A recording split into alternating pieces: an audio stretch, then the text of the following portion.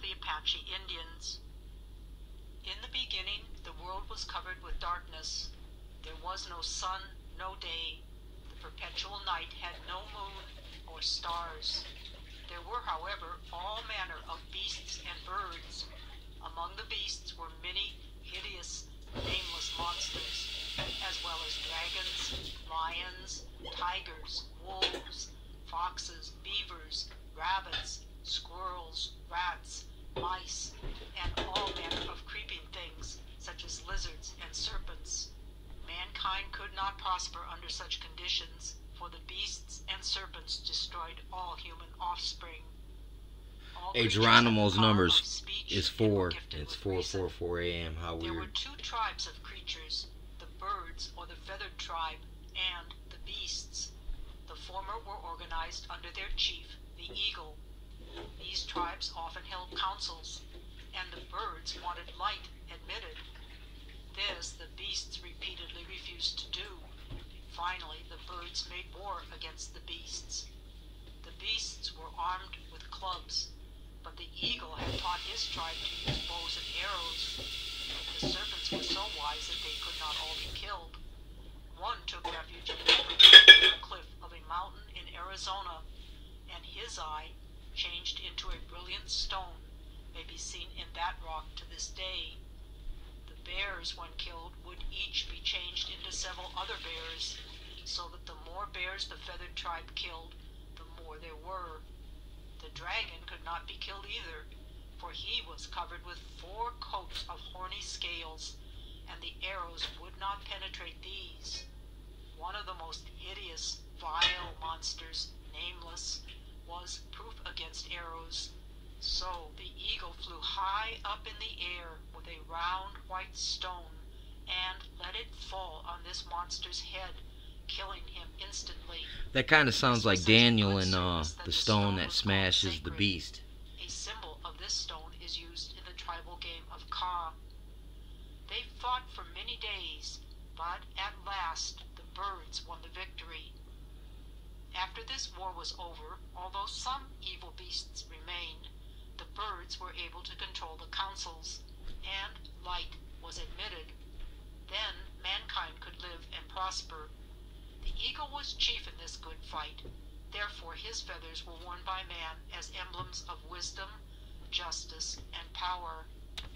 Among the few human beings that were yet alive was a woman who had been blessed with many children, but these had always been destroyed by the beasts. If by any means she succeeded in eluding the others, the dragon, who was very wise and very evil, would come himself and eat her babes. After many years, a son of the rainstorm was born to her, and she dug for him a deep cave. The entrance to this cave she closed, and over the spot built a campfire. This concealed the babe's hiding place and kept him warm. Every day she would remove the fire and descend into the cave where the child's bed was to nurse him. Then she would return and rebuild the campfire.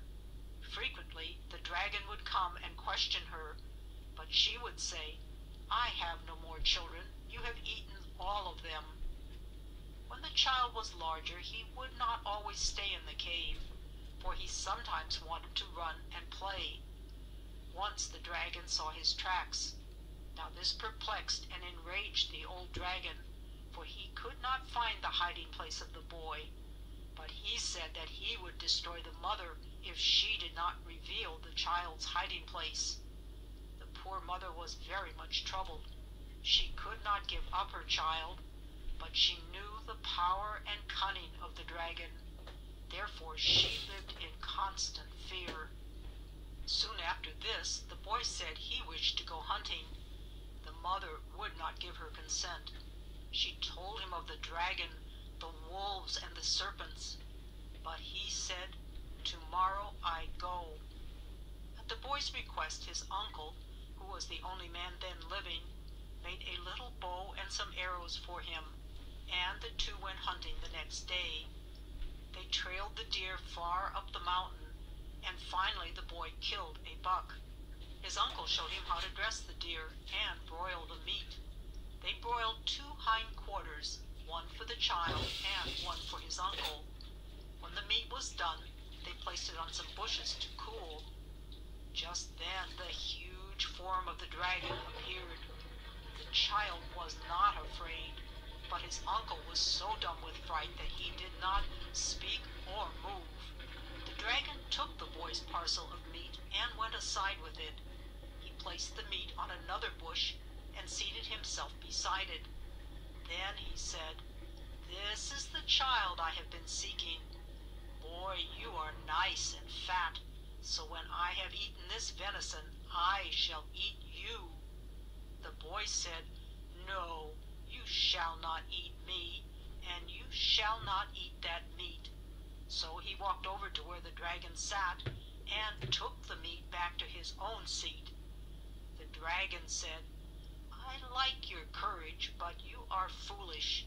What do you think you could do?" "Well," said the boy, "I can do enough to protect myself, as you may find out." Then the dragon took the meat again, and then the boy retook it. 4 times in all the dragon took the meat, and after the 4th time the boy replaced the meat, he said, "Dragon, will you fight me?" The dragon said, "Yes, in whatever way you like." The boy said, "I will stand 100 paces distant from you, and you may have 4 shots at me with your bow and arrows, provided that you will then exchange places with me and give me 4 shots." "Good," said the dragon, "stand up." Then the dragon took his bow, which was made of a large pine tree. He took 4 arrows from his quiver. They were made of young pine tree saplings, and each arrow was 20 feet in length. He took deliberate aim, but just as the arrow left the bow, the boy made a peculiar sound and leaped into the air. Immediately the arrow was shivered into 1,000 splinters, and the boy was seen standing on the top of a bright rainbow over the spot where the dragon's aim had been directed. Soon the rainbow was gone, and the boy was standing on the ground again. 4 times this was repeated. Then the boy said, "Dragon, stand here. It is my time to shoot." The dragon said, "All right. Your little arrows cannot pierce my first coat of horn, and I have 3 other coats. Shoot away." The boy shot an arrow, striking the dragon just over the heart, and 1 coat of the great horny scales fell to the ground. The next shot another coat, and then another, and the dragon's heart was exposed. Then the dragon trembled, but could not move. Before the 4th arrow was shot, the boy said, "Uncle, you are dumb with fear. You have not moved. Come here, or the dragon will fall on you." His uncle ran toward him. Then he sped the 4th arrow with true aim, and it pierced the dragon's heart. With a tremendous roar, the dragon rolled down the mountainside, down 4 precipices into a canyon below. Immediately storm clouds swept the mountains, lightning flashed, thunder rolled, and the rain poured. When the rainstorm had passed, far down in the canyon below they could see fragments of the huge body of the dragon lying among the rocks, and the bones of this dragon may still be found there. This boy's name was Apache. Usen taught him how to prepare herbs for medicine, how to hunt, and how to fight. He was the first chief of the Indians and wore the eagle's feathers as the sign of justice, wisdom, and power. To him and to his people, as they were created, Usen gave homes in the land of the West. Chapter 2. Subdivisions of the Apache